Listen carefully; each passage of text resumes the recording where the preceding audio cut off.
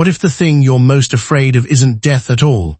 What if it's something worse, something already happening to people you've never even heard of, right now, while you watch this? Somewhere in your house, there's a photo of someone almost nobody remembers, a great-grandparent, a name on a family tree you've never actually looked up. You know they existed, you know almost nothing else, and if you're honest, that bothers you more than it should. It should bother you, because 3,000 years before your great-grandparent was born, an entire civilization built its whole understanding of death around exactly that fear. And by the end of this video, you'll realize you're still trapped inside it. You've probably heard the ancient Egyptians were obsessed with death. Pyramids, mummies, tombs stacked with gold. But that's not quite right, and getting it wrong hides the most disturbing part of the story. They weren't obsessed with death. They were terrified of something death could lead to, something permanent, unforgivable, and completely erasable in a single generation. Stay with me, because once you understand what that thing was, you won't look at your own life the same way. Picture a pharaoh standing inside a half-built tomb, watching workers carve his name into stone for the 1,000th time. He isn't afraid of dying. He already knows that's coming. What he's actually afraid of is quieter and far more permanent. A day, centuries from now, when no one will speak his name, when the last hieroglyph wears smooth, when there's nothing left to prove he was ever here. The Egyptians had a name for that erasure. They called it the second death. The first death was the body stopping, ordinary, expected, almost gentle by comparison. The second death was worse. It happened the moment your name was spoken for the very last time by anyone, anywhere ever. After that, you weren't just gone. According to their belief system, you had never truly existed at all. Not used to exist. Never existed. Retroactively deleted from reality itself, as if the universe simply closed the file on you and moved on. Think about how strange that idea is. Now think about how familiar it feels. Because this fear didn't stay buried in Egypt. It followed humanity forward, quietly, for 4,000 years, and it's sitting in your pocket right now. Egyptologist Jan Assmann spent his career studying this, what he called cultural memory, the process by which a civilization decides what gets remembered and what disappears. Assmann argued Egyptian religion wasn't really about gods first. It was a technology, a survival system built to solve one problem. How do you make a human being permanent in a universe that erases everything? That's why Egyptian burial wasn't really about preparing for a paradise afterlife the way most people assume.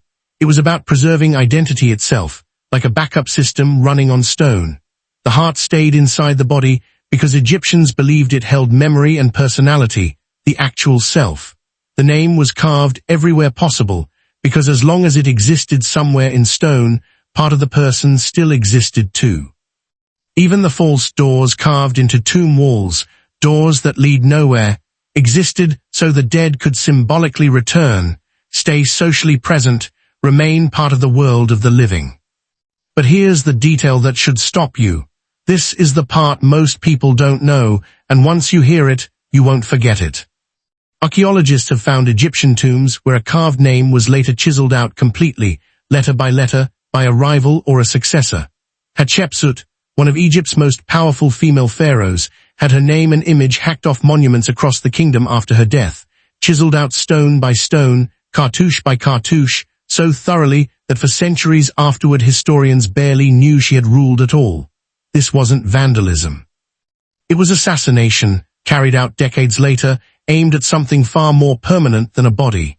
If your name is erased everywhere it was written, the Egyptians believed you die again, permanently.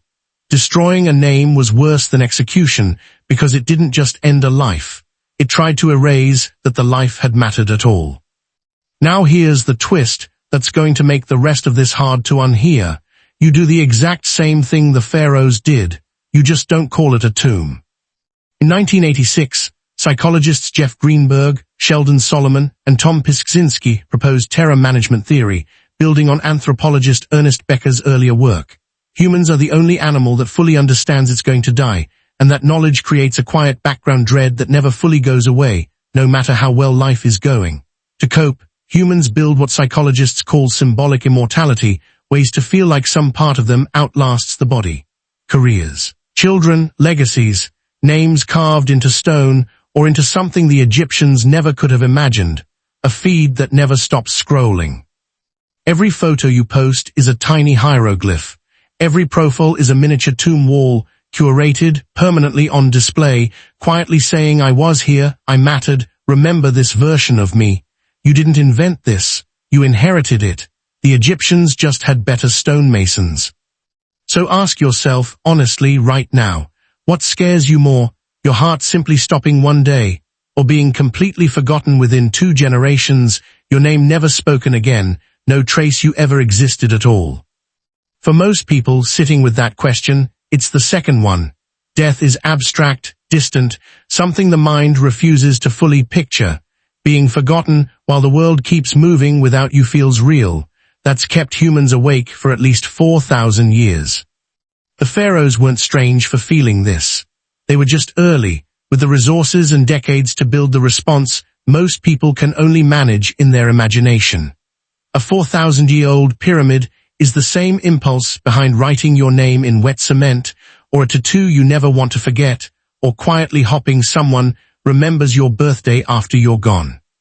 The Great Pyramid still stands, but almost nobody could name the thousands of workers who actually built it. The system worked exactly as designed, but only for the people it was built to protect, and that's still true today, just wearing different clothes. Keep that in mind, because it's about to show up again, closer to home than you'd expect. You don't have a pyramid, but you do the exact same math the pharaohs did, on a smaller scale, without realizing it. You save photos you'll probably never look at again, because deleting them feels like an erasure you're not ready to perform. You tell stories about people who have passed, to keep their names moving through the air one more generation. You hope, quietly, someone will remember you the way you remember them.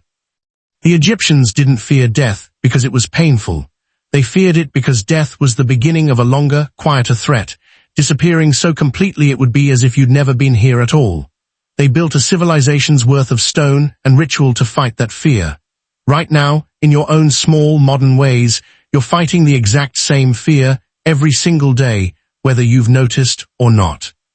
So next time you scroll past an old photo, or hesitate before deleting a message from someone you've lost, or wonder who'll remember you in 100 years, understand what's happening underneath that feeling. You're not being sentimental. You're doing exactly what a pharaoh did 3,000 years ago, watching his name get carved into stone for the 1,000th time, quietly making sure some small part of him would never really be forgotten. And somewhere in your house right now, there's a photo of someone almost nobody remembers. Maybe, in some small way, this is you making sure they aren't forgotten completely, one more time.